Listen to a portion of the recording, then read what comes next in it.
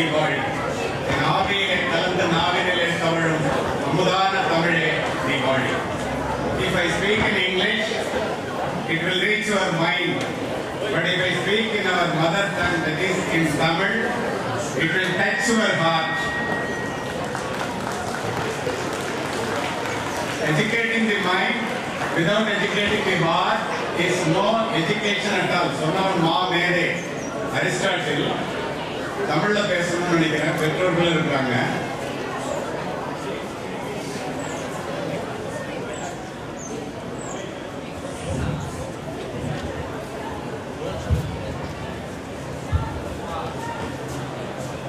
அன்னசத்திரம் 1000 வைத்தல், ஆலயம் 10000 நாட்டல், பின்னருள்ள தர்மங்கள் யாவும் பெயர் விளங்கி ஒளிர நிறுத்தல், அன்ன யாவினும் புண்ணியம் கோடி ஆங்கோர் ஏழைக்கு எழுத்தறிவித்தல்.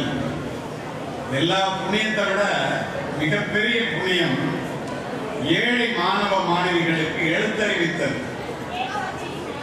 இப்படிப்பட்ட அற்புதமான ஒரு பணியை ஆசிரியராக இருந்து ஓய்வு பெற்ற பிறகு எல்லோரையும் போல ஈசிச்சேரிகளை படித்துக் கொண்டு, பேப்பர் படித்துக் கொண்டு, காஃபி குடித்துக் கொண்டு, டிவி பார்த்துக் கொண்டு இருக்க வேண்டும் என்று நினைக்காமல் மிகப்பெரிய மாற்றத்தை இந்த சமுதாயத்தை உருவாக்க வேண்டும். இந்த உலகையே மாற்றக்கூடிய ஒரு ஆயுதம் உண்டு. அந்த ஆயுதத்தினுடைய பெயர் கல்வி என்பதை உணர்ந்த ஒரு மாமனிதனாக இந்த Bharat international higher secondary school மட்டுமின்றி ஒரு பெரிய கல்வி குழுமத்தையே ஆரம்பித்து இந்த தர்மபுரி போன்ற மாவட்டங்களினுடைய முன்னேற்றத்திற்கு அடித்தளமிட்டு ஒரு கல்வி சாம்ராஜ்யத்தை உருவாக்கி ஒரு 4000 மாணவ மாணவிகள் படிக்கின்ற கல்வி குழுமமாக இதனை வளர்த்தெடுத்திருக்கின்ற மரியாதைக்குரிய நண்பர் திரு மணி அவர்களே, ஆணும் பெண்ணும் நிகரனக் கொண்டால் அறிவிலோகி வையம் தழைக்கும், எட்டும் அறிவினில் ஆணுக்கு இங்கே பெண் இளைப்பிள்ளைகான் என்பதற்கிணங்க அனைத்து பணிகளிலும் அவருக்கு பின்புலமாக இருந்து இந்த வெற்றியை அவர் அடைவதற்கு காரணமாக இருந்த இந்த பள்ளியினுடைய தாளாளர் திருமதி கிருஷ்ணவேணி அம்மாள் அவர்களே, தொட்டனைத்தோடு மணற்கேணி மாந்தற்கு கற்றனைத்தோடு அறிவு என்று கற்று தெளிந்து இங்கே வந்து என்னை வரவேற்று மருத்துவ சேவைக்காக என்னிடம் சொல்லிவிட்டு புறப்பட்டு போயிருக்கின்ற அருமை தம்பி டாக்டர் சந்தோஷ் அவர்களே, பட்டங்கள் ஆடுவதும் சட்டங்கள் செய்வதும் பாரினில் பெண்கள் செய்ய வந்தோம் என்பதற்கிணங்க இந்த மேடையிலே அமர்ந்திருக்கின்ற திருமதி உஷா சந்தோஷ் அவர்களே, எல்லாவற்றுக்கும் மேலாக ஆன்றவை தடங்கிய கொள்கை சான்றோராக இந்த கல்வி குழுமத்தை ஆரம்பிக்க வேண்டும் என்ற எண்ணத்தோடு எல்லாவற்றிலும் இன்று வரை உதவியாக இருக்கின்ற உங்கள் கல்வி குழுமத்தினுடைய CEO மரியாதைக்குரிய திரு பாஸ்கரன் அவர்களே, இந்த CBSE பள்ளியினுடைய முதல்வர் சுதாகரன் அவர்களே, இந்த விழாவிற்காக காக்கி உடையிலே இருந்து அமர்ந்திருக்கின்ற உதவி ஆய்வாளர் திரு நடராஜன் அவர்களே, எல்லாவற்றுக்கும் மேலாக அறிவு சுடர் கொண்டு அறியாமல் இருளகற்றுகின்ற இந்த கல்வி குழுமத்தை சேர்ந்த ஆசிரியர் பெருமக்களே, ஈன்ற பொழுதும் பெரிதவர்க்கும் தன் மகனை அல்லது மகளை சான்றோடு என கேட்ட தாய் அல்லது தந்தை என்ற நிலையிலே பிள்ளைகளை பெரிய மனிதர்களாக மாற்ற வேண்டும் என்ற ஒற்றை சிந்தனையோடு இங்கு வந்து அமர்ந்திருக்கின்ற பெருமைமிகு பெற்றோர்களே, இந்திய தேசத்தினுடைய எழில்மிக்க மாணவ செல்வங்களாக இப்படி ஒரு வெயிலிலே இவ்வளவு நேரம் நின்று ஒரு அருமையான அணிவகுப்பு மரியாதையை இந்த விளையாட்டு விழாவிலே நடத்தி காண்பித்து எங்களுடைய உடல்நலமும் மனநலமும் நன்றாகவே இருக்கிறது என்பதை நிரூபித்து இங்கே அமர்ந்திருக்கின்ற அருமை மாணவ செல்வங்களே, உங்கள் அத்துணை பேருக்கும் இந்த விழாவிலே என்னை அழைத்து சிறப்புரையாற்ற பணித்தமைக்கு என்னுடைய நெஞ்சார்ந்த நன்றியையும் வணக்கத்தையும் தெரிவித்துக் கொள்கின்றேன். உள்ளபடியே உங்களுடைய பொறுப்பாளர்களிடம் நான் என்ன பேச வேண்டும் என்று கேட்டேன். விளையாட்டு விழாவிற்கு அழைக்கின்றீர்களே, நான் என்ன பேச வேண்டும் என்று கேட்டேன். கல்வியினுடைய பெருமை, உடல்நலத்தினுடைய அருமை, ஒழுக்கத்தினுடைய உயர்வு, வாழ்க்கையில் முன்னேறுவதற்கு என்ன செய்ய வேண்டும், இப்படியெல்லாம் நீங்கள் பேசுவதை எங்கள் பிள்ளைகள் கேட்க வேண்டும் என்று சொன்னதற்கிணங்க அதையே கருப்பொருளாக கொண்டு நான் உங்களிடம் உரை நிகழ்த்த வேண்டும் என்று நினைக்கின்றேன். இந்த நேரத்தில் இங்கு அமர்ந்திருக்கின்ற மாணவ செல்வங்கள் அத்துணை பேரும் அமைதியாக இந்த உரையை உள்வாங்கிக் கொண்டால் நிச்சயமாக உங்களுடைய வாழ்க்கையிலே இப்போது இருக்கின்ற நிலையிலிருந்து பெரியதொரு நிலையை அடைவீர்கள் என்பதற்கு எந்த விதமான சந்தேகமும் இல்லை என்பதை உங்களிடத்திலே நான் தெரிவித்துக் கொள்கின்றேன். வளர்த்துக் கொண்டு மனதை வளர்க்காமலோ இருந்தால் அவனுடைய வாழ்க்கையில் அது ஒரு முழுமையடையாத நிறைவேறாத வாழ்க்கையாகத்தான் அமையும். இந்த இடத்திலே உங்களுக்கு இந்த மைதானத்தையும் நூலகத்தையும் உபயோகப்படுத்துபவர்கள், வாசிப்பையும் உடற்பயிற்சியையும் நேசிப்பவர்கள் வாழ்க்கையில எப்படியெல்லாம் வெற்றி பெறுகிறார்கள் என்பதற்கு என்னுடைய வாழ்க்கையிலிருந்தே ஒரு உண்மை சம்பவத்தை பதிவு செய்து பிறகு மற்றவற்றை சொல்ல வேண்டும் என்று நினைக்கின்றேன். நானும் என்னை விட ஏழ்மையான குடும்பத்திலிருந்து வந்த ஏழை சிறுவனும் தஞ்சை மாவட்டத்தில் உள்ள மன்னர் சரபோஜி அரசினர் கல்லூரிக்கு தினமும் கல்லூரிக்கு செல்லும் போது எஸ்பி பங்களாவும் கலெக்டர் பங்களாவும் பக்கத்துல இருக்கும். என்னுடைய நோக்கம் காக்கி உடை அணிந்த காவல்துறை அதிகாரியாக மாற வேண்டும் என்பது. என் நண்பனுடைய நோக்கம் என்ன என்று எனக்கு தெரியாது. நான் போறப்பெல்லாம் ஒரு பெரிய மீசை வச்சுட்டு காக்கி யூனிஃபார்ம் போட்டு சிவப்பு விளக்கு சொல்லல ஒரு பெரிய அதிகாரி தஞ்சை மாவட்ட எஸ்பியா 1968, 69 இருந்த அந்த அதிகாரி தினம் ஆபீஸ் போவார். அந்த அதிகாரி உங்களுடைய பள்ளிக்கூடத்திற்கு இதற்கு முந்தைய ஒரு விழாவிலே இதில் பங்கு கொண்டிருக்கிறார் என்பதை அவரே சொல்லி நான் அறிந்தேன். வேற யாரும் இல்ல, திரு வால்டர் தேவாரம், ரிட்டையர்ட் டிஜிபி. அவரு தினம் ஆபீஸ் போகும்போது நான் நின்று பார்ப்பேன், கல்லூரி மாணவனா. இந்த சம்பவத்தை மூணாறில் இருந்து மெரினா வரை என்று ஒரு புத்தகத்தை எழுதி ஒரு மாதத்திற்கு முன்னால் வெளியிட்டார்.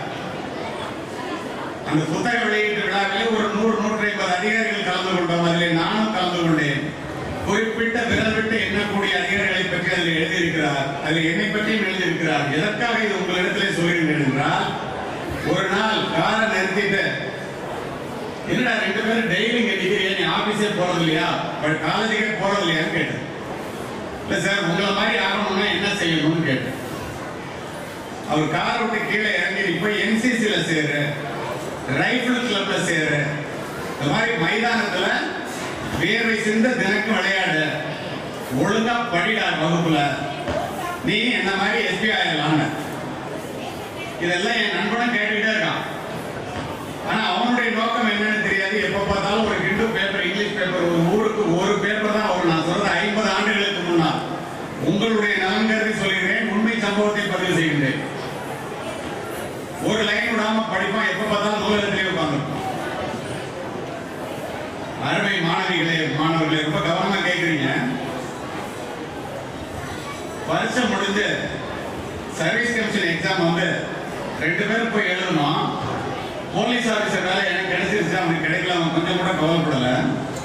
கடுமையான பயிற்சியெல்லாம் முடித்து எந்த மாவட்டத்தினுடைய வாசலிலே நின்று ஒரு எஸ்பி அலுவலகத்திற்கு போவதை பார்த்து கொண்டே இருந்தேனோ, அதே மாவட்டத்திலே அந்த மாவட்டத்தினுடைய காவல்துறை கண்காணிப்பாளராக காக்கி உடை அணிந்து என்னுடைய ஏழை தாயுடன் அந்த பங்களாவிற்குள் நுழைந்தவன் நான்.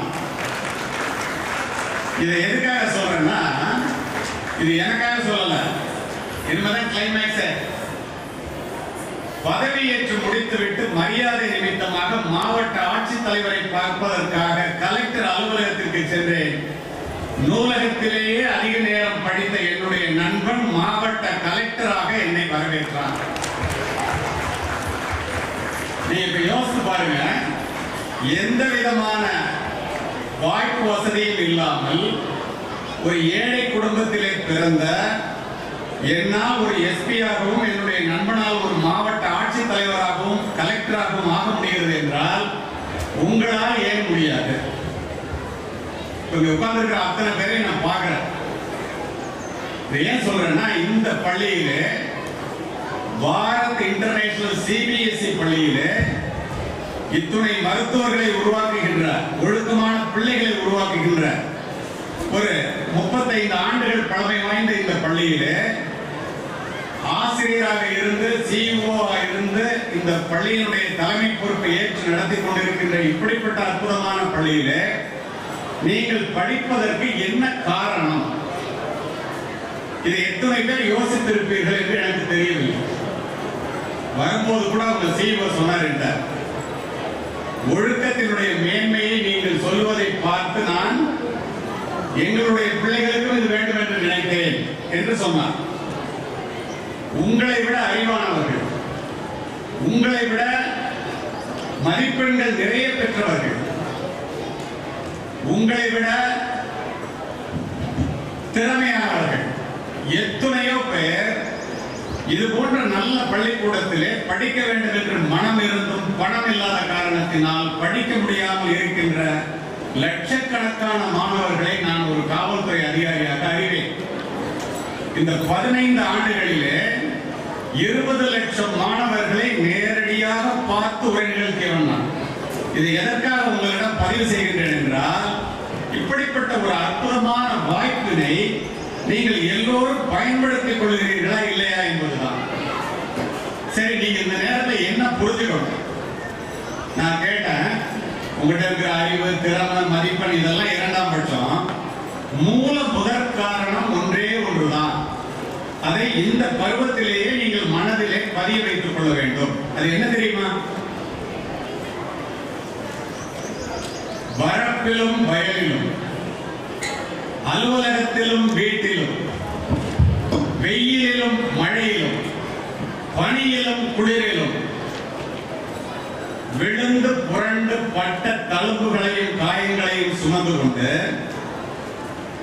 தனக்கு கிடைக்காத கல்வி தன் பிள்ளைகளுக்கு கிடைக்க வேண்டும், தான் அடையாத உயரத்தை தன் பிள்ளைகள் அடைய வேண்டும், தான் வாழாத வாழ்க்கையை தன் பிள்ளைகள் வாழ்வதை நாம் பார்க்க வேண்டும் என்று நினைத்து முதுகெலும்பு ஒடிய பாடுபடுகின்ற தந்தையையும் முழு வயிறு காணாமல் உன்னை வளர்த்தெடுக்கின்ற தாயையும் நீ பெற்றிருக்கின்ற காரணத்தினால், இங்கே அவர்கள் அமர்ந்திருக்கின்ற காரணத்தினால், இது போன்ற ஒரு நல்ல பள்ளியிலே படிக்கின்ற வாய்ப்பினை நீ பெற்றிருக்கிறாய் என்று அர்த்தம்.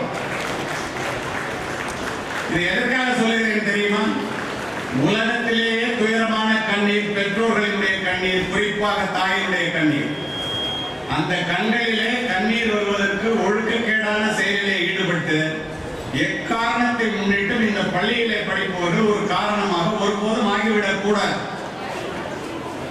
சரி, அம்மா அப்பா தான் இதற்கு காரணம் அப்படின்னு எஸ்பி சொல்றாரு. இந்த இடத்துல உங்களுக்கு நான் ஒன்று சொல்றேன். 2 மாதத்திற்கு முன்னால் அமெரிக்காவிலே டல்லஸ் என்ற இடத்திலே நான் உரை நிகழ்த்தி விட்டு வந்து அமர்ந்தேன். ஒரு வெள்ளை அமெரிக்க தாய் எழுந்து ஆங்கிலத்திலே கேட்டதை தமிழிலே சொல்லுகிறேன். இந்தியாவில் படித்துவிட்டு அமெரிக்காவுக்கு வருகின்ற, வெளிநாட்டிற்கு வருகின்ற மருத்துவர்களாக இருந்தாலும் சரி, பொறியாளர்களாக, இன்ஜினியர்ஸாக இருந்தாலும் சரி, மிக திறமைசாலிகளாக, மிக்க அறிவுள்ளவர்களாக, அறிவு கூர்மை உள்ளவர்களாக, ஒழுக்கம் உள்ளவர்களாக, பெற்றோர்களை பேணி பாதுகாப்பவர்களாக, பிள்ளைகளை நன்கு படிக்க வைப்பவர்களாக எல்லாம் இருக்கிறாங்களே. எங்க பிள்ளைங்க அந்த மாதிரி இல்லையே. எப்படி சார் உங்க அம்மா எல்லாம் அந்த பிள்ளைங்களை வளர்க்குறாங்க? ஆர்ட் ஆஃப் பேரண்டிங் அந்த அம்மா சொன்ன வார்த்தை. நான் வந்து பேரண்டிங் எப்படின்னு உங்க பெற்றோர்கள்டையும் உங்களுடைய பேச்சையும் வந்து கேட்டு நான் கத்துக்கணும்னு நினைக்கிறேன் அப்படின்னு சொன்னாங்க. நான் ரொம்ப மகிழ்ச்சிமான்னு சொன்னேன். அடுத்த வார்த்தை அவங்க என்ன சொன்னாங்க தெரியுமா? What is the reason behind it? Why? இதுக்கு என்ன காரணம்? இந்தியால இருந்து தமிழ்நாட்டில இருந்து அமெரிக்கா போற பிள்ளைங்களாம் இப்படி இருக்கிறதுக்கு என்ன காரணம் அப்படின்னு கேட்டாங்க. அடுத்த நொடி நான் பதில் சொன்னேன், தனக்காக சொத்து சேர்க்காத அப்பாவும் தனக்காக சமைக்காத அம்மாவும் உலகத்திலே இந்தியாவை தவிர எந்த நாட்டிலும் இல்லை. அது ஒற்றை காரணம் தான் இதற்கு காரணம். We are living for the next generation. அப்படிப்பட்ட பெற்றோர்கள் உங்களிடமிருந்து எதிர்பார்ப்பது நீங்கள் நன்றாக இருக்க வேண்டும் என்பதற்காக இந்த கல்வியை மட்டும்தான் அவர்கள் எதிர்பார்க்கிறார்கள். நான் உங்கள்கிட்ட ஆரம்பிக்கும் போது உடல்நலத்தை பத்தி சொன்னேன். ஏன் உடல்நலத்தை பத்தி ஆரம்பிச்சேன்? இது விளையாட்டு விழா, ஸ்போர்ட்ஸ் நடத்திட்டு பிரைஸ் வாங்க போறீங்க.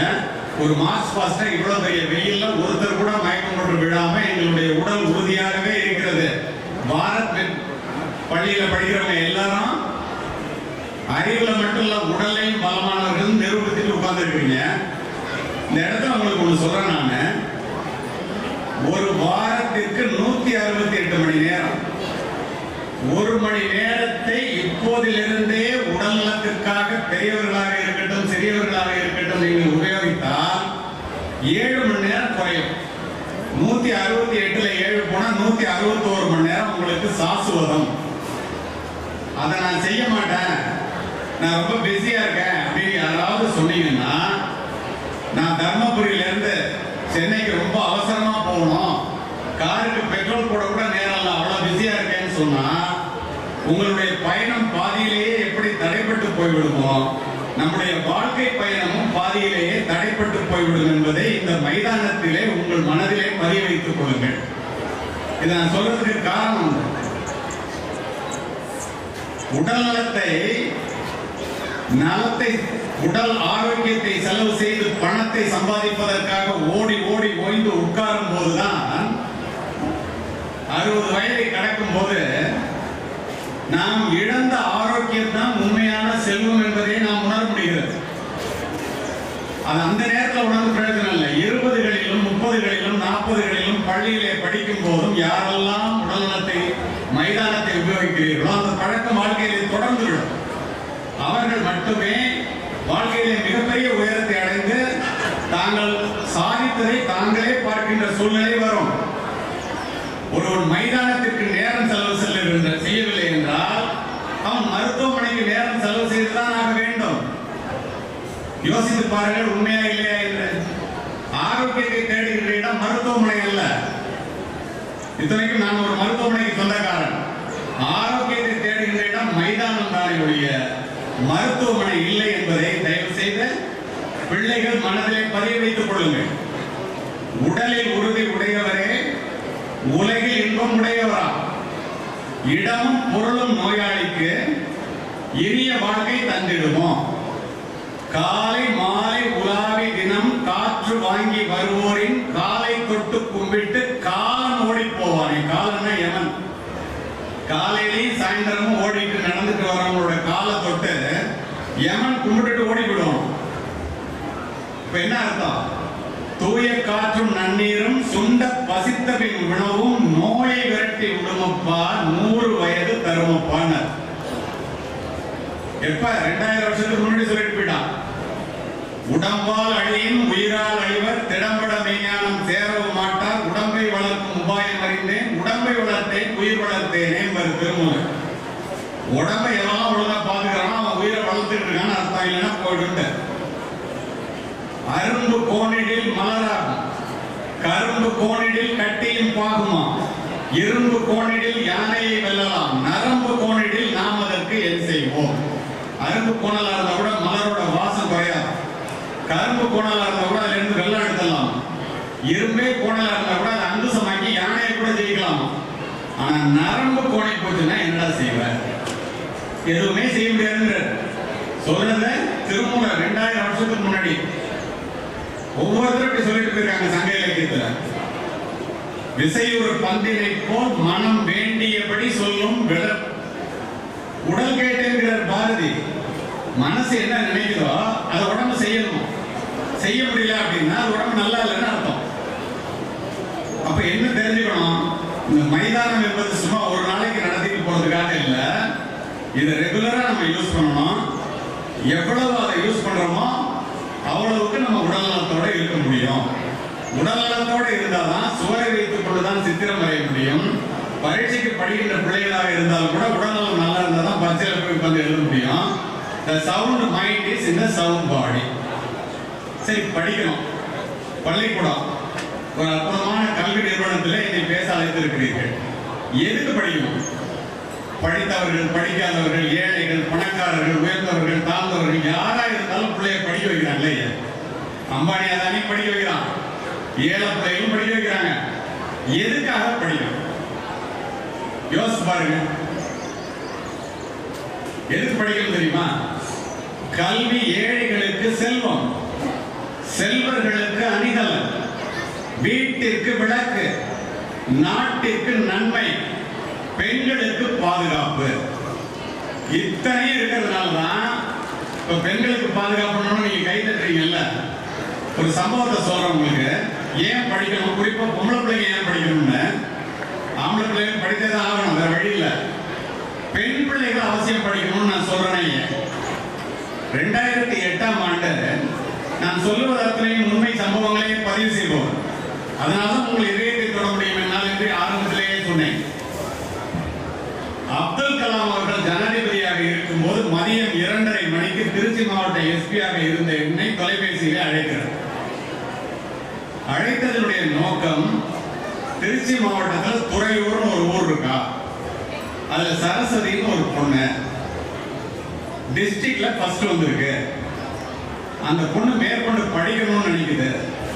அவங்க அம்மா அப்பா ஏழ்மையின் காரணமாக 30 வயது வித்தியாசத்திலே 17 வயது கூட நிரம்பாத அந்த பெண்ணை 47 வயது நிரம்பிய தாய் மாமாவிற்கு 2ஆம் தாரமாக திருமணம் செய்ய வைக்க முயற்சிப்பதாக நான் அறிகிறேன். அந்த பிள்ளை படிக்கிறதுக்கு ஏதாவது வழி பண்ணுங்க, அது குழந்தை திருமணம் அல்லவா, அதை அவங்ககிட்ட எடுத்து சொல்லி அவங்க அம்மா அப்பாட்ட நல்லது பண்ணுங்க அந்த பொண்ணுக்குன்னு சொல்லிட்டு வச்சுட்டேன். உங்களுடைய தலைவர் சொல்லும் போது அப்துல் கலாம்கிட்ட வந்து பதக்கம் வாங்கினார்னு சொன்னாங்களே, அது நடந்து ஒரு வாரத்தில். அதனால அவர் என்ன நேரம் அழைச்சார். கண்டிப்பா செய்வேன் சார்னு சொல்லிட்டு திருச்சியில இருந்து துறையூர் போறதுக்கு 1 மணி நேரம் டிஎஸ்பி இன்ஸ்பெக்டர்லாம் அங்க போய் அந்த குழந்தை திருமணம் சட்டப்படி தப்புனா நம்ம அம்மா சொல்லணும்னு போய் சொன்னோன்னா, சரி ஏழ்மை தான் சார் காரணம், இங்க பாருங்க அழுது கண்ணெல்லாம் சவுந்து போயிருக்கா, நாங்க வந்து நிறுத்திட்டோம், அவளுக்கு பிடிக்காத கல்யாணத்தை நாங்களே நிறுத்திட்டோம், நான் போய் ரொம்ப கவனமா கேட்குறீங்க. அதனால சொல்றேன், பெற்றோர்களும் கூட கவனமாக கேட்கின்றீர்கள். உங்களுக்காகத்தான் இது. நான் அங்க போய் இறங்கின உடனே அந்த பொண்ணுகிட்ட கேட்டா, உனக்கு பிடிக்காத கல்யாணத்தை உங்க அம்மா அப்பா நிறுத்திட்டாங்க, உனக்கு பிடிச்ச படிப்பு என்னன்னா எங்க படிக்கணும்னு நினைக்கிறேன்னு கேட்டேன். டிஸ்ட்ரிக்ட்ல ஃபர்ஸ்ட் வந்த அந்த பொண்ணு ராத்திரி எல்லாம் அழுது கண்ணெல்லாம் சவுந்து போய் முகம்லாம் சவுந்து போய் உட்கார்ந்துருக்கு. 16-17 வயசு உள்ள ஒரு பொண்ணு திருச்சியில் உள்ள ஒரு மிகப்பெரிய பள்ளிக்கூடத்தை சொல்லி கல்லூரி, அதுல நான் கம்ப்யூட்டர் சயின்ஸ் படிக்கணும்னு. உடனே நான் அங்க இருந்து அந்த முதல்வருக்கு பேசினேன், சீட்டு தர்றேன்ட்டாங்க. இன்னைக்கு தான் லாஸ்ட் டேட், 4 மணிக்குள்ள அனுப்புங்க சார், நான் சீட்டு கொடுத்துட்றேன்னு சொல்லிட்டாங்க. நான் அந்த பொண்ணுகிட்ட கேட்டேன், சரிம்மா உனக்கு பிடிக்காத கல்யாணத்தை நிறுத்திட்டாங்க உங்க அம்மா அப்பா, உனக்கு பிடிச்ச படிப்பை நான் வாங்கி கொடுத்துறேன், பிடிச்ச கல்லூரியில பிடிச்ச சப்ஜெக்ட் கம்ப்யூட்டர் சயின்ஸா வாங்கி கொடுத்தாச்சு. சாயந்தரம் 4 மணிக்கு நீ போனா சீட்டு கொடுத்துருவாங்க. எனக்கு உன்கிட்ட ஒரு சந்தேகம், என்ன சார்னு கேட்டேன். உனக்காக ஜனாதிபதி மாளிகையில் இருந்து அதுவும் அப்துல் கலாம் பேசினாரே எப்படின்னு கேட்டேன். அதுக்கு அந்த பொண்ணு சொல்லுச்சு, ஐயா நான் 8வது படிக்கும் போது கல்வி சுற்றுலா அழைச்சிட்டு போயிருந்தாங்க அண்ணாமலை யூனிவர்சிட்டிக்கு. அப்ப அணுவிஞ்ஞானி இருந்த அப்துல் கலாம் சார் வந்து பேசினாரு, கேள்வி கேட்க சொன்னாரு. நான் ஒரு கேள்வி கேட்டேன், பெண்களினுடைய முன்னேற்றத்திற்கு அடிப்படை தேவை எதுன்னு கேட்டேன். கல்வி அப்படின்னு எஜுகேஷன் சொன்னார். யாரெல்லாம் கேள்வி கேட்டாங்களோ அவங்கள்ட்ட ஒரு கார்டு கொடுத்தாரு, அதுல அவருடைய இமெயில் ஐடியும் போன் நம்பர் இருந்துச்சு. காலையில எங்க அம்மா அப்பாவே என்ன படிக்க வைக்க மாட்டேங்கிறாங்க, டிஸ்ட்ரிக்ட்ல ஃபர்ஸ்ட் வந்துட்டேன், நம்ம வாழ்க்கையே போயிடும் போல் இருக்கு, கல்யாணம் பண்றேன்னு சொல்றாங்களேன்ட்டு நான் தான் சார் அவர்கிட்ட பேசினேன். காலையில 7 மணிக்கு வாக்கிங் போயிட்டு வந்தவர் அவரே எடுத்துட்டாரு போன. கவலைப்படாதமா உனக்கு நல்லது நடக்கும்னு சொல்லிட்டு வச்சுட்டாரு. அதனாலதான் இப்ப நீங்க வந்து நிக்கிறீங்க. இதோட நின்று போயிருந்தா கூட மட்டும் சொல்லிட மாட்டேன். கிட்டத்தட்ட 10-11 வருடம் கழித்து அமெரிக்காவிலே நான் உரை நிகழ்த்துவதற்காக வட அமெரிக்க தமிழ்ச்சங்க பேரவையிலே அட்லாண்டாவிலே உரையாற்றி விட்டு கீழே வந்து அமர்ந்தேன். ஒரு பெண் மேடைக்கு சென்று 2 நிமிஷம் பேசணும்னு கேட்கும். அனுமதி வழங்கப்பட்டது. அந்த பொண்ணு மேடையில போய், நான் வந்து மைக்ரோசாப்ட்ல சத்யாநாதன்ல வேலை பார்க்குற கம்பெனில வேலை பார்க்குறேன், எனக்கு ஒரு மாசத்துக்கு 4 லட்சம் ரூபாய் சம்பளம், என்னுடைய கணவர் என்னை விட குறைச்சு வாங்குறாரு, 2 லட்சம் ரூபாய் சம்பளம். உடனே மேடையில் இருக்கிறவங்க எல்லாம் இதை எதுக்குமா அங்க சொல்றேன், என்ன வேணும் உனக்கு அப்படின்னு கேட்கிறாங்க. அடுத்து அந்த பெண் சொன்னாள், ஐயா கலியமூர்த்தி அவர்களே, என்னை நீங்கள் மறந்திருக்கலாம், மேதகு மாமனிதர் அப்துல் கலாம் அவர்களையும் உங்களையும் என்னால் மறக்கவே முடியாது, ஏனென்றால் நான் தான் துறையூர் சரஸ்வதி என்று. துறையூரிலே ஒரு வீட்டிற்குள்ளே 2ஆம் தரமாக வாழ்க்கைப்பட்டு தன்னுடைய வாழ்க்கையை முடித்துக் கொள்ள இருந்த ஒரு பெண்ணை அட்லாண்டாவிலே கொண்டு போய் நிறுத்தியது என்று. கல்வியை தவிர வேற என்ன இருக்க முடியும்? இப்ப நீங்க உங்க கண்ணுக்கு முன்னால பாக்குறீங்கல்ல, உட்கார்ந்துக்கிறவங்க எல்லாரையும் பாருங்க. மேடையில உங்களுடைய தலைவர், உங்களுடைய டாக்டர் எந்திரிச்சு போயிருக்கிறார், சிஇஓ, பிரின்சிபல், பெண்கள் எல்லாரும், நான் உட்பட எல்லாரும் இந்த மேடையில் இருக்கிறதுக்கு என்ன காரணம்? எல்லாரும் கோடீஸ்வரர்கள் என்ற காரணத்தினால் மேடைக்கு அழைக்கப்பட்டிருக்கிறார்களா? இல்லையே. அப்படின்னா டாடா பிர்லா, அம்பானியா தான் யாரையாவது கூப்பிடலாமே. என்ன மாதிரி உள்ளவங்க ஏன் கூப்பிடுறாங்க? இங்க எல்லாரும் இப்படி உட்கார்ந்து மேடையில வந்து உட்கார்ந்துருக்கிறாங்க. என்ன காரணம்? எத்தனை பேர் யோசிச்சிருப்பீங்க? என்ன காரணம் தெரியுமா? எக்குடி பிறப்பினும் யாவரே ஆயினும் அக்குடியில் கற்றோரை மேல் வருகவென்பர். எந்த ஜாதி மதம் ஏழை பணக்காரன் ஒண்ணும் கிடையாது. நீ படிச்சுட்டேன்னா உன்னை மேடைக்கு வேணா அவன் கூப்பிட்டே ஆகணும். ஏன்? அறிவுடை ஒருவனை அரசனும் விரும்புவான். அரியாசனத்தில் இருப்பவர்களிடம் சரியாசனம் தருவது கல்வி. மன்னரும் மாசர கற்றோனும் சீர்தூக்கின் மன்னரில் கற்றோன் சிறப்புடையோம். மன்னருக்கு தன் தேசமெல்லாம் சிறப்பில்லை, கற்றோருக்கு சென்ற இடமெல்லாம் சிறப்பு. நீ படிச்சுட்டேன்னா உலகத்துல எந்த மூலைக்கு போனாலும் சிறப்பு. ஒரு ராஜாவா இருந்தா கூட அவன் நாட்டில் மட்டும்தான் சிறப்பு. அதனாலதான் இந்த மேடையில நிறைய மதிப்பெண்கள் பெற்று வாசிக்கும் போது ஆண்டறிக்கையில் பார்த்தா சொன்னாங்கல்ல, யாழினின்னு ஒரு பொண்ணு, குப்தான்னு ஒரு பையன், எல்லாரும் சாதிச்சுட்டு எல்லாம் டாக்டரா இருக்காங்க அப்படின்னு உங்களுக்கு சொன்னாங்கல்ல, அவங்கள மட்டும் ஏன் இந்த மேடையில் சொல்றாங்க? ஒரே காரணம், கல்வி மட்டும்தான். இப்ப என்ன அறிமுகப்படுத்தும் போது உங்களுடைய தலைவர் 3 முறை துப்பாக்கி சுடும் போட்டியிலே தங்கப்பதக்கம் பெற்றவர் அப்படின்னு உங்களுடைய பிரின்சிபாலும் சொன்னாரு, அவரும் சொன்னார். நீங்க எல்லாம் கை தட்டீங்க. ஆனா உங்களுக்கு ஒன்று சொல்லணுமா? அவங்க சொன்னதெல்லாம் உண்மை. ஆனா இன்று இந்த நிலையிலே இந்த கல்வி எப்படி சிறந்ததுங்கிறத இந்த கல்விக்கூடத்திலே சொல்லியே ஆக வேண்டும் என்பதற்காக இந்த பதிவு. நான் உயிராக நேசித்து உடுத்தி இருந்த காக்கி உடை என்னிடத்திலே இல்லை.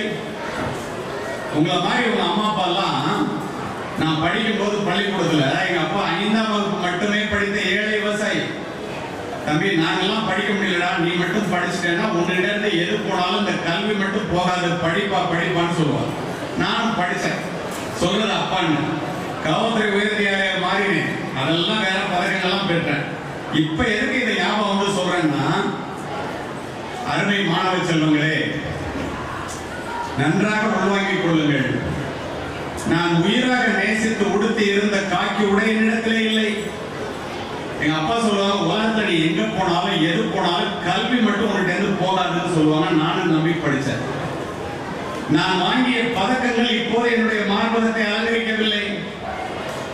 ஆனால் என் தந்தை சொன்னதை போல நான் படித்த கல்வி மட்டும் என்னிடத்திலேயே இருக்கின்ற காரணத்தினால் உலகம் முழுவதும் சென்று உரை நிகழ்த்துகின்றேன். இன்று உங்களிடம் உரை நிகழ்த்திக் கொண்டிருக்கிறேன். அவ்வளவுதான். இதுதான் படிக்கணும். படிக்கலைன்னா என்ன? கல்வி இல்லாமையே அனைத்து துன்பங்களுக்கும் ஆணிவே. கல்வி இல்லாததால் வேலையை இழந்தோம், வேலை இல்லாததால் சொத்தை இழந்தோம், சொத்து இல்லாததால் ஏழைகளாம். இப்ப நினைச்சு பாருங்க, கையெழுத்து கூட கல்வி அறிவு இல்லாமல் உங்கள் கட்டை விரல் முத்திரையில் கதைகள் எல்லாம் நடக்குது. பட்டுக்கொண்ட கல்யாணம் சொல்லுவாங்க. காலுக்கு செருப்பு கற்பும் இல்லை, கால் வயிற்று கூடும் இல்லை, பாலுக்கு உழைத்தோமடா பசையற்று போனோமடா தோழர் ஜீவா. கால் வயிற்று கஞ்சியில இதன் காரணம் என்னதுன்னு அறிவும் இல்லாம பாருங்க. படிக்கலடா, படிப்பில்லாததாண்டா இப்படி எல்லாம் கஷ்டப்படுறதுக்கு காரணம். முட்டா பசங்களா படிங்கடா, படிச்சேன்னா வயிறாவது ரொம்ப. இத்தனையும் சொல்லி பார்த்துட்டு போயிட்டாங்க. இப்படிப்பட்ட அற்புதமான பள்ளிகளை கிடைக்கின்ற வாய்ப்பை நீங்கள் உபயோகப்படுத்திக் கொண்டு படிக்க வேண்டுமா இல்லையா என்பதுதான் ஒற்றை கேள்வி. படிச்சவெல்லாம் வேலையில இருக்கானா? படிச்சுட்டு எத்தனை பேர் வேலை இல்லாம சுத்துறான்? தயவு செய்து யாரும் நம்பாதீங்க, பெற்றோர்களும் சரி நீங்களும் சரி. ஒழுங்கா படிச்சவன் எவனும் வேலை இல்லாம இல்ல. படிக்கிற மாதிரி நடிச்சவன் 40 மார்க் வாங்கி நானும் ஒரு கிராஜுவேட் தானே ஒரு சர்டிபிகேட் வாங்கிட்டு காலேஜ்ல இருந்து வெளியில வரவன் தான் வேலை இல்லாம இருக்கான். இங்கிலீஷ்ல ஒரு 1/2 மணி நேரம் ஒரு இன்டர்வியூ பேச பண்ண தெரியாது, தமிழ்ல கையில தப்பு இல்லாம பேப்பர் இல்லாம 1 மணி நேரம் பேச தெரியாது. எதுக்கு படிக்கணும்? யோசிச்சு பாரு. அப்படி படிக்க தெரிந்தவர்கள் எல்லாரும், பேச தெரிந்தவர்கள் எல்லாரும், ஆங்கிலத்தில் உரையாட தெரிந்தவர்கள் எல்லாரும் உலகம் முழுவதும் இருக்கிறார்கள். அதனால தானே சிபிஎஸ்சி பள்ளியில் வந்து உங்களை சேர்த்துருக்காங்க உங்க அம்மா அப்பா. அப்போ படிக்காதவன் யாரு பெரிய ஆகல அப்படின்லாம் உங்கள்கிட்ட கேட்பாங்க. தயவுசெய்து ஏமாந்து போதீங்க. காமராஜர் படிச்சாரா, கலைஞர் படிச்சாரா, எம்ஜிஆர் படிச்சாரான்னு சொல்றாங்கல்ல, சொல்லி எனக்கு சொல்ல ஒரு 10 பேருக்கு மேல உன்னால எவனாலையும் சொல்ல முடியாது. ஆனா படித்தவர்கள் கோடிக்கணக்கான பேரால் இந்த உலகம் இயங்கிக் கொண்டிருக்கிறது, கண்டுபிடிப்புகள் நடந்து கொண்டிருக்கிறது, இந்த அட்மினிஸ்ட்ரேஷன் நடந்து கொண்டிருக்கிறது. படிக்காதவன் கோடிக்கணக்கான பேர் ரோட்ல நிற்கிறான். 5 லட்சம் பேர் இன்னைக்கு வேலை காலியா இருக்கு. 50 லட்சம் பேர் வேலை இல்லாம இருக்கான். ஏன்? ஒழுங்கா படிக்கல. பூஸ்டன்ங்கிற ஒரு இடத்துல பேசுறதுக்கு போகும்போது ஒரு இன்ஜினியர் வீட்டில் தங்கியிருந்தேன். ஃபிளைட் லேட்டு 18 மணி நேரம் பயணம். காலையில் எந்திரிச்சு பார்த்தா எஸ்பி பங்களா, கலெக்டர் பங்களா விட அந்த வீடு பெருசா இருந்துச்சு. அப்படி கேட்டேன், என்ன சார் வேலை பார்க்குறீங்க? நான் இன்ஜினியர்னா எந்த ஊர் சார்? கோயம்புத்தூர்ல. கோயம்புத்தூர்ல படிச்சிருக்க வந்து இன்ஜினியரா இருக்கீங்களா சார்? இந்த வீடு என்ன சார் கவர்மெண்ட்ல கம்பெனியில கொடுத்ததா சார் அல்லது நீங்க வாங்கினதான் கேட்டேன். இந்த வீடு நான் வாங்கினதுன்னு கேட்டேன். சொன்னேன், இதோட விலை என்ன சார்? எங்க பிள்ளைங்களெல்லாம் போய் சொல்லணும். டாலர்ல சொல்லவா கரன்சியில சொல்லவான்னு கேட்டேன். பணத்திலேயே சொல்லுங்க சார், இந்திய பணத்துல. அப்பதான் எனக்கு சொல்றது வசதி. 10 கோடி ரூபான்னு என்ன மீட்டிங் அழைச்சிட்டு போது கார் வந்து நின்றுச்சு. இந்த கார் அப்படின்னு இது BMW லேட்டஸ்ட் மாடல் 3.5 கோடி இந்திய விலைக்கு. ஏன் இதை உங்கள்கிட்ட சொல்ல தெரியுமா?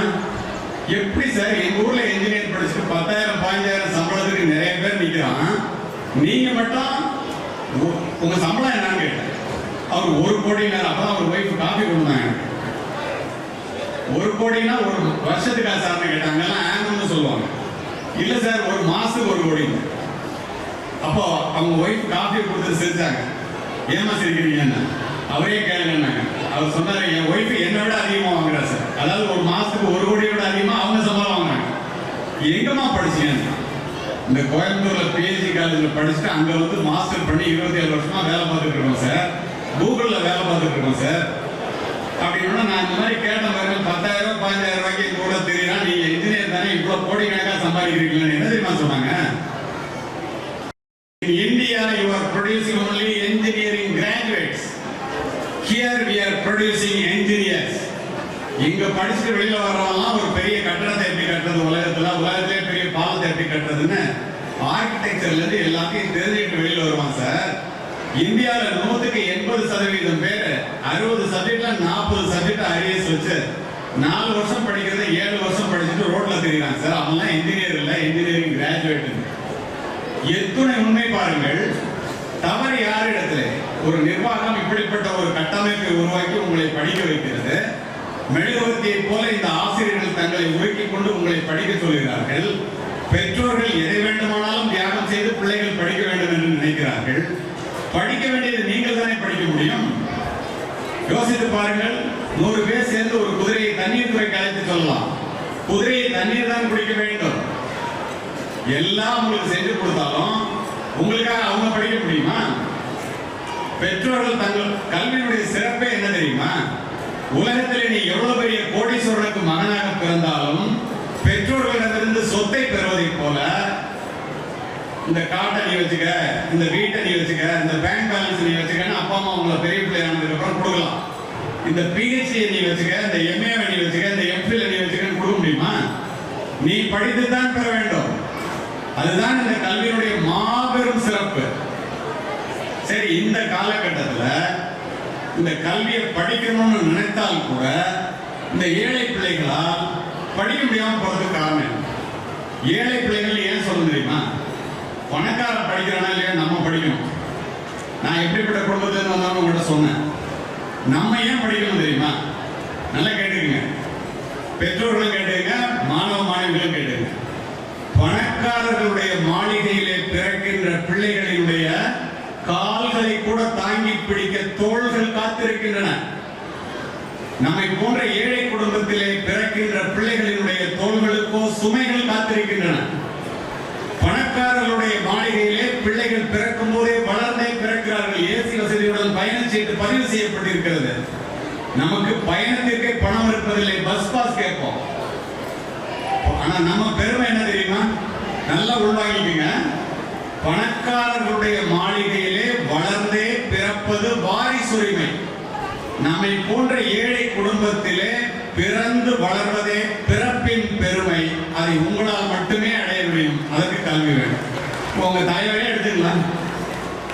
ஒரு ஆசிரியராக இருந்தவர் இப்படிப்பட்ட ஒரு சாம்ராஜ்யத்தை உருவாக்க வேண்டும் என்று நினைத்து எப்படி உருவாக்கினார்? இதுக்கு அடிப்படை காரணம் என்ன? வாத்தியராகி ரிட்டையர்ட் ஆகி வீட்டில் போய் உட்கார்ல. நீ என்னவாக வேண்டும் என்று நினைக்கிறாயோ அதுவாகவே ஆக்கி விடுவாய். எவ் உயிர், நான் சொல்ல விவேகானந்தர் சொல்றார், நீ என்ன ஆகணும்னு நினைக்கிறியோ அதுவாகிடுவ. எவ் உயிர் எப்படி எண்ணினா உயிர்க்கு அப்படி அளித்தருள் அருட்பெரும் ஜோதி என்கிறார் ராமலிங்க அடிகளார். இன்னும் புரியுற மாதிரி உங்களுக்கு சொல்லணும்னா, பூமியில் இருப்பதும் வானத்தில் பறப்பதும் அவரவர் எண்ணங்களே. கண்ணதாசன். நீ எதை கேட்கிறாயோ அதைத்தானே நான் வாழ்வு உனக்கு தருகிறது. அதனால் பெரிதும் பெரிது கேள். பாரதி. கேட்கறத பெருசா கேட்கறது, நினைக்கிறத பெருசா நினைக்கிறது. உள்ளுவதெல்லாம் உயர்வுள்ளல், மற்றது தள்ளினும் தள்ளாமை நீத்து. காண வேலையில் அம்பிலும் யானை பிழைத்த வேலையெந்தல் அரிது. காட்டுக்கு போய் முயலை குறி வைக்காதா, யானையை குறி வை. சொல்றது யாரு? திருவள்ளுவர் சொல்றார். எண்ணிய எண்ணியாங்கு எய்துவ எண்ணிய தென்னியராக பெறேன். நினைக்கிறவன் சரியானவனா இருந்து நான் டாக்டர் ஆகணும், நான் இன்ஜினியர் ஆகணும், நான் ஐஏஎஸ் ஆகணும், ஐபிஎஸ் ஆகணும், ஒரு விஞ்ஞானி ஆகணும், பெரிய கோடீஸ்வரன் ஆகணும், பெரிய மில் அதிபர் ஆகணும், பெரிய நல்ல மனிதன் ஆகணும். நீ எதை நினைச்சாலும் நினைக்கிறது நடக்கும். நான் சொல்லல, அத்துணை பெரியவர்களும் சொல்லி இருக்கிறார்கள். சரி, ஆங்கில புத்தகங்கள் பக்கம் சென்றால், நான் நூற்றுக்கணக்கான புத்தகங்களை வாசிப்பவர். ஆங்கில புத்தகங்கள் பக்கம் சென்றால் என்ன சொல்ல தெரியுமா? ஒரு மனிதனை உயர்த்துவது அவனுடைய சிந்தனை தான். ரோசோ இப்படி பள்ளிக்கூடத்தை ஆரம்பிக்கணும்னு சிந்திக்கலன்னாக்க, உங்களுடைய தலைவர் மணி அவர்கள் இந்த கல்வி சாலைகளை உருவாக்க வேண்டும் என்று சிந்திக்கவே இல்லைன்னா நடந்திருக்குமா? யோசிப்பாரு. ஒரு மனிதன் உயர்ந்தது என்ன? அவனுடைய சிந்தனை தான். இந்த பள்ளியில படிக்கிற நீங்க பெருசா சிந்திக்க வேண்டாமா? மனிதர்கள் தங்களுடைய எண்ணங்களுக்கு ஏற்பவே உயர்ந்த நிலையிலும் தாழ்ந்த நிலையிலும் வாழ்கிறார்கள். Emerson. Whatever a mind of a man can conceive and believe he can achieve. Napoleon Hill. Achievement சொல்றான். When you really want something, the universe always conspire in your favor. அல்கமிஸ்ட்ங்கிற புத்தகத்தில் உங்களுடைய மனதை இது வேணும்னு கண்டிப்பா நினைச்சதுன்னா அது உனக்கு கிடைச்சே ஆகும். ஏன்? உலகத்தில் உள்ள ஒரு காந்தம் எப்படி தனக்கு வேண்டியவற்றை, தன்னை சுற்றி உள்ளவற்றை தன்னை நோக்கி இழுத்துக் கொள்கிறதோ, இந்த உலகத்திலேயே மிகப்பெரிய காந்தம் உன்னுடைய எண்ணங்கள் தான். நீ ரொம்ப பெரிய ஆளாகணும்னு நினைச்சேன்னு வச்சுக்க, முதல்ல நீ செய்ய வேண்டியது சிந்திக்க வேண்டியதுதான். உங்களுடைய சிந்தனையிலே கவனம் வையுங்கள். அவைகள் தான் எண்ணங்களாக மாறுகின்றன. உங்களுடைய எண்ணங்களிலே கவனம் வையுங்கள். அவைகள் தான் சொற்களாக வெளிவருகின்றன. உங்களுடைய சொற்களிலே கவனம் வையுங்கள். அவைகள் தான் செயல்களாக மாறுகின்றன. உங்களுடைய செயல்களிலே கவனம் வையுங்கள். அவைகள் தான் பழக்கங்களாக மாறுகின்றன. உங்களுடைய பழக்கங்களிலே கவனம் வையுங்கள். அவைகள் தான் உங்களுடைய வாழ்க்கையை புரட்டி போடுகின்றன. கல்வியினுடைய பெருமை தெரியுது, உடல் நலத்தினுடைய அருமை தெரியுது, ஒழுக்கத்தினுடைய உயர்வு தெரியுது. இதெல்லாம் மீறி எண்ணத்தினுடைய வலிமை தெரியுது. எதனால உங்க பிள்ளைங்கள்லாம் நீங்க நினைச்ச மாதிரி செய்ய முடியும்? நிறைய பேர் லட்சியத்தை அடையணும்னு நினைக்கிறீங்க. ஆனா எல்லாராலையும் அடைய முடியாம போறதுக்கு அடிப்படை காரணம் என்ன காரணம் தெரியுமா? ஒரே காரணம் தான். 3 மாசத்துக்கு முன்னால இப்போ உங்க மதிப்பெண்கள் எல்லாம் உங்க ஆனுவல் ரிப்போர்ட் படிக்கும் போது படிச்சாங்கல்ல, 620 720க்கு நிறைய நல்ல மதிப்பெண்கள். என்னையும் ஒரு நல்ல பள்ளி என்ற காரணத்தினால் உண்மைகளை பதிவு செய்கின்றேன். ஒரு தலைமை செயலாளர் ரிட்டையர்ட் ஆனவரையும் ஜெய்ப்பூர்ல நீட் தேர்வுல 720க்கு 720 வாங்கலாம் பையங்க. ஜேஇ மெயின்ல 300க்கு 280 300க்கு 300 வாங்கினவங்க. ஜேஇ அட்வான்ஸ் தேர்வுல 360க்கு 340க்கு மேல 355 வரைக்கும் வாங்கினவங்க. இவர்களை எல்லாம் கௌரவிப்பதற்காக அழைக்கப்பட்டிருந்தது. உரை நிகழ்த்தி விட்டு பாராட்டு சொல்லிவிட்டு இப்ப நீங்க பரிசு வாங்க வரீங்களே விளையாட்டுல, அது மாதிரி படிப்புல பரிசு வாங்கிறதுக்கு மேல வாங்க. உங்களுக்காகவே பதிவு செய்யறேன்.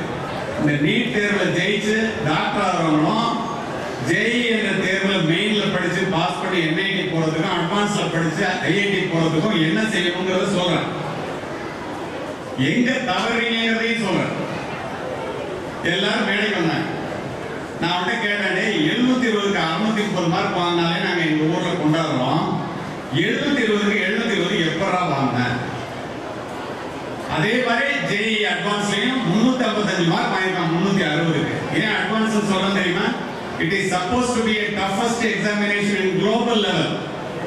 4 வருஷம் ஐஐடி பாம்பேல முடிச்சுட்டு சென்னையில முடிச்சுட்டு வெளியில வந்தா கூகுள், மைக்ரோசாஃப்ட், பிளிப்கார்ட் அத்தனை பேர் வாசல் நின்று கொத்திட்டு போயிடுவான். என்ன வா உனக்கு என்ன சம்பளம் நீ முடிவு பண்ணணும். உங்களுக்கு தெரியுமா? 85 பேரு சிபிஎஸ்இ சிலபஸ்ல படிக்கிறீங்க, என்சிஆர்டி படிக்கிறீங்க. 85 பேர் ஒரு வருஷத்துக்கு 1,20 லட்சம் ரூபாய் சம்பளத்திலே பாம்பே ஐஐடில இருந்து இந்த ஆண்டு தேர்வாகி இருக்கிறார்கள். எத்தனை பேர் தெரியும்? பெற்றோர்கள் எத்தனை பேர்? 85 பேர். சம்பளம் என்ன? ஒரு மாசத்துக்கு 10 லட்சம் ரூபாய். இங்க எத்தனை சம்பளம் வாங்குறான்? 15,000 ரூபாய் 20,000 ரூபாய். ஏன்? அவன் என்ன பண்றான், நீ என்ன பண்ணல அதை சொல்ற.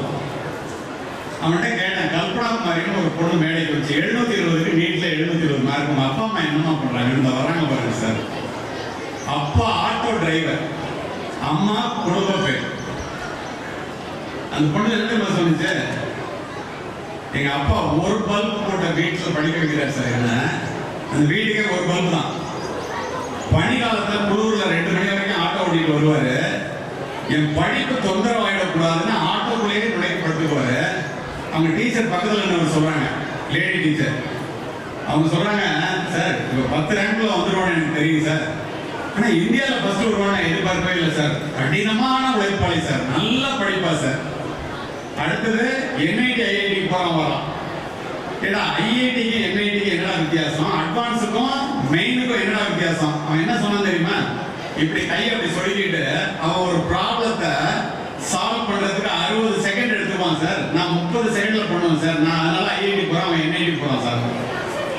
எத்தனை மணி நேரம்னா படிப்பீங்க? வேற என்னெல்லாம் பண்ணுவீங்க? எங்க பிள்ளைங்கள போய் சொல்லணும் சொல்றான்னு தலைமை செயலாளர் சிரிச்சுட்டே கேட்கிறாரு. அவங்க அம்மா அப்பா எல்லாம் அப்படி ஒரு பெருமிதத்தோட வந்து நிக்கிறாங்க.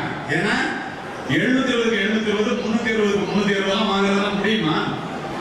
அப்போ அவன் சொன்னான், என்ன சொன்னா தெரியுமா? பெற்றோர்கள் நல்லா கேளுங்க. 10th 11th 12th 3 வருஷம் சோசியல் மீடியா பக்கம் தலை வச்சு படுக்கல. செல்போனையோ டிவியையோ சினிமாவுக்கோ போகவே இல்லை. சினிமாக்காரன் பின்னாடி சுத்தவே இல்லை. யார் நடிகர் யார் நடிகைங்கிறதெல்லாம் எங்களுக்கு தெரியவே தெரியாது. எங்கிட்ட ஸ்மார்ட் போனே கிடையாது. கம்ப்யூட்டர்ல மட்டும் எங்களுக்கு படிப்பு சம்பந்தமானதை மட்டும்தான் செய்வோம். ஒரு நாளைக்கு 7 மணி நேரம் படிச்சோம். ஒரு வருஷத்துக்கு 100 தடவை பரிசு எழுதி எழுதி எழுதி பார்த்தோம். சித்திரமும் கைப்பழக்கம், செந்தமிழும் நாப்பழக்கம். இதனால இவ்வளவு மார்க் வாங்கி இங்க வந்து உட்கார்ந்துருக்கோம்.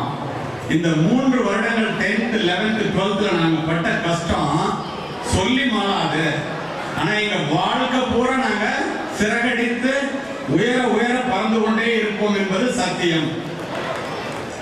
நினைச்சு பாருங்க, நம்ம என்ன பண்றோம்?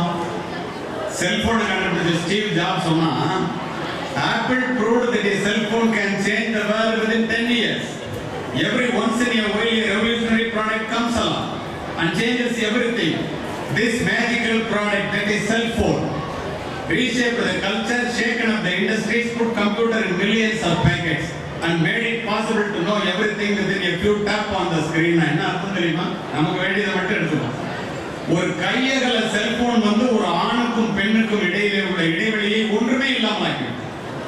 இரவு 9 மணிக்கு மேல் போர்வைக்குள்ளே எரிகின்ற செல்போன் வெளிச்சத்தினால் பல குடும்பங்கள் இருளிலே மூழ்கிக் கொண்டிருக்கின்றன என்பதை காவல்துறை அதிகாரியாக நான் அறிவேன். பெற்றோர்கள் கவனித்துக் கொள்ளுங்கள். செல்போன் இல்லாம வாழ முடியாது. செல்போன் என்பது ஒரு வரம். அதை ஒழுங்காக உபயோகப்படுத்தும் வரை, அதை தவறாக உபயோகப்படுத்தினால், if you do not separate yourself from distractions, the distractions will separate you from your goals. ஒரு கையகல செல்போன் உங்களுடைய வாழ்க்கையில் நீ அடைய வேண்டிய மிகப்பெரிய லட்சியத்தை ஒன்றுமே இல்லாமல் சுக்குநூறாகிவிடும். இது எத்தனை பேருக்கு தெரியும்? எப்படி அமைதியாக 11ஆம் வகுப்பு 12ஆம் வகுப்பு படிக்கின்ற உங்களை போன்ற மாணவ மாணவிகள், குறிப்பாக மாணவர்கள், பெற்றோர்கள் கவனமாக கேளுங்க. ரொம்ப கவனமா கேட்குறீங்க, அதனால இதை சொல்றேன். நடந்த உண்மை சம்பவம். 17 வயசு 16 வயசு பசங்க பாய்ஸ் லாக்கர் ரூம் அப்படின்னு ஒரு இன்ஸ்டாகிராம் பேஜ் ஆரம்பிக்கலாம். 3 மாசத்துக்கு முன்னால அத்துணை பெண்களினுடைய அசிங்கங்களும் அதில் அரங்கேறி கொண்டிருக்கின்றன. யாருக்குமே தெரியாது. திடீர்னு ஒரு இன்ஸ்டாகிராம் ஸ்கிரீன்ஷாட் லீக் ஆயிடுச்சு. காவல்துறை விழித்துக் கொண்டது. டெல்லி காவல்துறை பொள்ளாச்சியில் நடந்த சம்பவத்தை போல ஒரு மோசமான சம்பவம் ஒரு பெண்ணுக்கு அரங்கேற இருக்கின்றது. பாவம் அந்த பெண் இளவயதிலே தாங்கள் செய்ய இருக்கின்ற தவறை தெரியாமல் இந்த மாணவர்கள் இப்படிப்பட்ட செயலிலே முயற்சித்துக் கொண்டிருக்கிறார்கள் என்பதை தெரிந்த காவல்துறை அதை தடுக்க வேண்டும் என்ற நோக்கத்தோடு இரவோடு இரவாக 27 மாணவர்கள், 11ஆம் வகுப்பு 12ஆம் வகுப்பு படிக்கின்ற 16, 17 வயதுடைய மாணவர்களை காவல் நிலையத்திற்கு அள்ளி கொண்டு போய்விட்டார்கள். காலையிலே 54 பெற்றோர்கள் கண்ணீரும் கவலையுமாக காவல் நிலைய கதவுகளை தட்டுகிறார்கள். என் பொண்ணு போட்டோ பேப்பர்ல வந்துடக்கூடாது, என் பையன் பேர் வந்துடக்கூடாது, வேலை கிடைக்காது, கல்யாணம் ஆகாது, பாஸ்போர்ட் இருக்காது, என் குடும்பமே சிதறந்து போயிடும், தயவு செய்து காப்பாத்து. எப்போ? கண் கேட்ட பிறகு சூரிய நமஸ்காரம். இதற்காக உங்களை படிக்க வைக்கிறார்கள். என்ன செய்கின்றோம்? இள வயதிலே புயல் போல வருகின்ற உணர்ச்சிகளை அடக்கி ஆள கற்றுக்கொள்ளுங்கள். ஒழுக்கத்தை உருவாக்கி வளர்ப்பதுதான் கல்வியினுடைய தலையாய குறிக்கோள். ஒழுக்கத்தை தராத கல்வியும் விளைச்சலை தராத வயலும் வீணானது. கல்வியின் பயன் அறிவு, அறிவின் பயன் பண்பாடு, பண்பாட்டின் பயன் ஒழுக்கம். தனி மனித முன்னேற்றமும் இந்த சமுதாயத்தின் வளர்ச்சியும் தனி மனித ஒழுக்கத்தின் பால்பட்டது. இதை நீங்கள் தெரிந்து கொள்ளவில்லை என்றால் வாழ்க்கையிலே மிகப்பெரிய இடத்தை உங்களால் அடைய முடியாது. அடைந்தாலும் தக்க வைத்துக் கொள்ள முடியாது. அது என்ன அடைஞ்சா தக்க வச்சுக்க முடியாது. ஏன் சொல்றேன்? செல்போன் அப்படி கெடுத்துருன்னு. சமீபத்தில் உங்களை மாதிரி படிச்ச ஒரு பையன் 12ஆம் வகுப்புல மிகப்பெரிய மதிப்பெண்கள் பெற்று வெளிநாட்டுக்கு போறதுக்குரிய பரீட்சையெல்லாம் எழுதி பாஸ் பண்ணிட்டான். அமெரிக்காவுக்கு விசா போறான். யூஜி படிக்கிறதுக்கு அவனுக்கு வெளிநாட்டுல ஒரு நல்ல யூனிவர்சிட்டியில இடம் கிடைச்சிருச்சு. அம்மா அப்பா விசாவுக்கு அழைச்சிட்டு போறாங்க. இவனை மாதிரி படிச்சு இன்னும் கொஞ்சம் குறைச்ச மார்க் வாங்கணும்னு போறான். அவனுக்கு விசா கிடைக்குது, இவனுக்கு கிடைக்குது. 2வது தடவை போறாங்க. 3 மாசம் கழிச்சு ஐயோ பிள்ளைக்கு போய் சேர்த்தாவுமே, இப்ப நல்லா படிக்கிற பிள்ளை 2வது தடவை ரிஜெக்ட் ஆகும். ஏன்னு தெரியல. ஆர்டிபிஷியல் இன்டெலிஜென்ஸ் ட்ராக்கிங் சிஸ்டம் அப்படின்னு ஒண்ணு இருக்கு. பெற்றோர்களும் தெரிஞ்சுக்கங்க, பிள்ளைகளும் அறிந்து கொள்ளுங்க. உன் போன் நம்பரை போட்டா ஒரு நாளைக்கு நீ எவ்வளவு நேரம் செல்போன் பார்த்தேங்கிறது இல்ல, எதையெல்லாம் பார்த்த, யார் பார்க்க போறா, கோடிக்கணக்கான பேர் பார்க்கறதுல நம்ம பார்க்கறத எவன்டா பார்க்க போறான்னு தெரிஞ்சு நினைச்சு நிறைய பேர் மாட்டிக்கிறீங்கல்ல. அத மாதிரி அவன் மணிக்கணக்கா இதைதான் பார்த்துக்கிட்டு இருந்தான். பாவம், அவ்வளவு படிக்கும் போது அவன் ஒன்றும் செய்யல. மீதி இருந்த நாட்கள்ல 1 வருஷம் 1.5 வருஷத்துல தொடர்ந்து கெட்டதையே பார்த்துட்டு இருக்கான்னு தெரிஞ்சு இவன் போனா அங்க இருக்கிறவங்களை கெடுத்துவான்னு சொல்லிட்டு விசா ரிஜெக்ட் பண்ணான். பாருங்க எப்படி அமைதியாடி. இப்போ உங்க செல்போனை போட்டா நீ என்ன பாக்குறங்கிறது nothing is secret in the digital. எதுவுமே நிஜ உலக ஆபத்திலிருந்து உங்களை காப்பாற்றிக் கொள்ள என்னெல்லாம் செல்வீங்களோ இந்த நிழல் உலக ஆபத்திலிருந்து காப்பாற்றிக் கொள்ள அதெல்லாம் செய்யணும். நேரிலே பேசுவதற்கு சங்கோஜப்படுகின்ற எதையும் செல்போனிலே பகிர்ந்து கொள்ளாதீர்கள். இது அவசியமாக நீங்கள் தெரிந்து கொள்ள வேண்டியது. பெண்கள் தங்கள் தனிமையை பகிர்ந்து கொள்வதற்காக முகம் தெரியாதவர்களுடன் முகம் முகநூலிலே பழக்கத்தை ஏற்படுத்திக் கொள்ளாதீர்கள். கிருத்திக், கரண், சின்காங்கிற 3 பேர் தமிழ்நாட்டில இருந்து போன ஒரு பொண்ணை Facebookல ஃப்ரெண்ட்ஷிப் உண்டாக்கி அவருடைய வாழ்க்கையை கெடுக்க வேண்டும் என்று திட்டம் போட்டு அந்த பெண்ணினுடைய வாழ்க்கை சின்னாபின்னமாகப்பட்ட பிறகு அவங்க அப்பா அம்மா வாதியார் கூப்பிட்டு பேசுது, அழுது, கதறு. எங்க ஜிண்டா யூனிவர்சிட்டியில இருந்து ஜட்ஜ்மெண்டே வந்துருச்சு. அதனால சொல்றேன், என்கிட்ட பேசுறது. என்னை போன்ற காவல்துறை அதிகாரிகள் எனக்கு தெரியும். கம்ப்ளைண்ட் கொடுங்கன்னா நாட்டில் கம்ப்ளைண்ட் எடுக்க மாட்டேங்க, சுப்ரீம் கோர்ட் போங்கன்னு சொல்றோம். ஒரு நல்ல போலீஸ் அதிகாரி விசாரிக்க சொன்னாங்க. நேரம் கருதி வேகமாக பேசுகிறேன். நான் பேச ஆரம்பித்த 50 நிமிடம் ஆகிவிட்டது, 10 நிமிடம் மட்டுமே இருக்கு. அங்க போனா அவன் விசாரிச்சு இவன் மேல தப்பு, அதனால வந்து ஜிண்டால் யூனிவர்சிட்டியில கம்ப்ளைண்ட் கொடுங்கன்னு சொல்லி அவன் கம்ப்ளைண்ட போலீஸ்ல எடுக்காம சுப்ரீம் கோர்ட் சொல்லி ஒரு அதிகாரி விசாரிச்சு சார்ஜ் ஷீட் போடுறார். கிருத்திக், கரண், சின்கா குற்றவாளி பேரை சொல்லலாம், பெண்ணோட பேரை சொல்லக்கூடாது சட்டப்படி, அதனால சொல்லல. அந்த கேஸ் அற்புதமான ஒரு நீதிபதி சிவானி என்ற பெயர் உள்ள நீதிபதியிடம் செல்லுகிறது. நீ வந்து வாட்ஸ்அப்ல அனுப்பிச்சா இன்னொருத்தங்க பார்த்தா ப்ளூ டிக் வருது இல்லையா, அந்த ப்ளூ டிக்கை மட்டுமே ஆதாரமா வச்சு நீ தான் அனுப்பிச்சிருக்க, அவன் தான் பார்த்திருக்கான். இந்த பெண்ணினுடைய புகைப்படத்தை குளிக்கும் போது ஒரு போட்டோவை எடுத்து அனுப்பி நான் உன்னை கல்யாணம் பண்ணிக்கிறேன்னு ஏமாத்தி ஆப்பிள் ஐக்ளவுட்ல வச்சு யூனிவர்சிட்டி வெப்சைட்ல போட்டுருவேன்னு பயமுறுத்தி அந்த பெண்ணினுடைய வாழ்க்கையை கெடுத்தது நீங்கள் 3 பேரும் தான் என்று சொல்லி முதல் முறையாக இந்திய வரலாற்றிலே கிருத்திக், கரண், சின்கா என்ற 3 பேருக்கும் கல்லூரியிலே லா காலேஜில் 3ஆம் ஆண்டு படித்துக் கொண்டிருந்த மாணவர்கள் 3 பேருக்கும் 20 ஆண்டுகள் கடுங்காவல் தண்டனை குறித்து முதல் முறையாக தீர்ப்பு வந்திருக்கிறது. கொடுத்தது ஒரு பெண் நீதிபதி. நீங்க நினைச்சு பாருங்க. இப்போ இதுக்காக நம்ம படிக்கிறோம், நம்ம வாழ்க்கை எப்படிலாம் போயிடுது. கோடிக்கணக்கான டாலர்களை செலவு செய்து மிகப்பெரிய புத்திசாலிகளால் உங்களுடைய அப்ளிகேஷன் செயலிகள் வடிவமைக்கப்படுகின்றன. உங்களுடைய நேரத்தையும் உங்களுடைய கவனத்தையும் தங்களிடமே வைத்துக் கொள்ள வேண்டும் என்று எவ்வளவு நேரம் நீ பார்க்கறியோ அவ்வளவு நேரம் அவனுக்கு காசு. உன்னுடைய மனவெழுச்சியை தூண்டி, உணர்ச்சிகளை தூண்டி ஒரு போட்டோ அனுப்பிச்சுட்டு எத்தனை பேர் லைக் போட்டான்னு பார்க்க வச்சு திரும்ப திரும்ப நீ எடுத்து ஒரு நாளைக்கு 150 ரூபா பார்க்குறோம் இந்தியர்கள். ஒரு நாளைக்கு 3 மணி நேரம் செல்போன்ல இருக்கும். இதெல்லாம் செய்ய வச்சு அதுல வந்து அவன் எப்படி சம்பாதிக்கிறான் தெரியுமா? தவிர்க்கவே முடியாதபடி ஒளிர்கின்ற விளம்பரங்கள் தான் இந்த ஊடகங்களினுடைய மிகப்பெரிய வருமானமே. ஒரு நல்ல பள்ளிங்கிறதுனால இதெல்லாம் சொல்றேன், தயவு செய்து போய் இதில் மாட்டிய. அடுத்து பெற்றோர்களுக்கு ஒன்றே சொல்கின்றேன். பெற்றோர்களே, எக்காரணத்தை கொண்டும் ஒரு பிள்ளையை இன்னொரு பிள்ளையோடு ஒப்பீடு செய்யாதீர்கள்.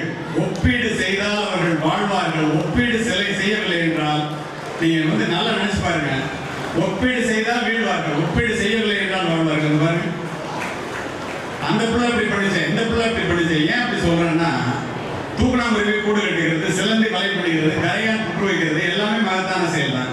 ஒன்றை மற்றொன்றால் செய்ய முடியுமா? எந்த பிள்ளையால் அம்மா அப்பாவை பார்த்தா அந்த அம்மா அப்பா மாதிரி நீங்க இல்லைன்னு உங்களை எப்பயாவது கேட்டிருக்கா? கேட்கவே கேட்க. ஆனா நம்ம அந்த பிள்ளை மாதிரி நீ இல்லையே, அந்த பிள்ளை மாதிரி 100க்கு 100 வாங்கலையே, தயவு செய்து கேட்காதீங்க.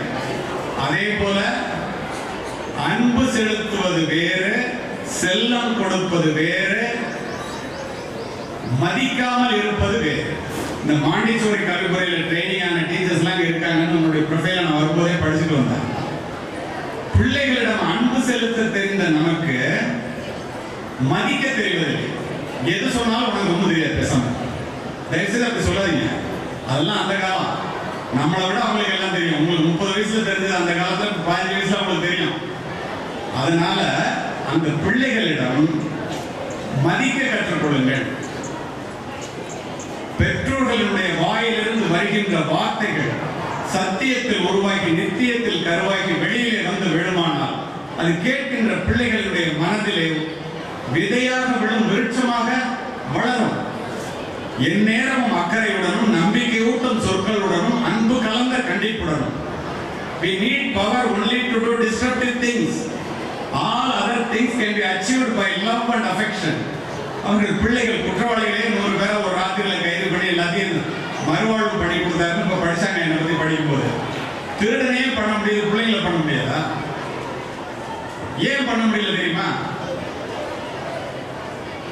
பெற்றோர்களே, நீங்கள் பிள்ளைகளுக்கு கொடுக்கக்கூடிய மிகப்பெரிய சொத்து அந்த பெற்றோர்கள் பிள்ளைகளிடம் செலவு செய்கின்ற நேரம்.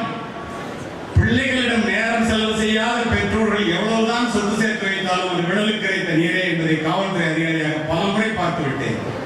Spending time with children is more important than spending money on them. இது தெரிந்து கொள்ள வேண்டியது நீங்கள் தான்.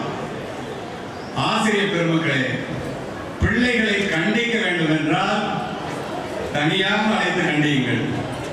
பாராட்ட வேண்டும் என்றால் எல்லோருக்கும் முன்னால் பாராட்டுங்கள். தயவு செய்து மாற்றி செய்து விடாதீர்கள். நம்மிடம் உள்ள குறை என்றே ஆய்வுகள் தெரிவிக்கின்றன. ஒருத்தன் கீழே விழுந்தா அடிபட்டுச்சான்னு முதல்ல பார்க்க மாட்டேன், யாராவது பார்த்தா நம்ம பார்ப்போம்.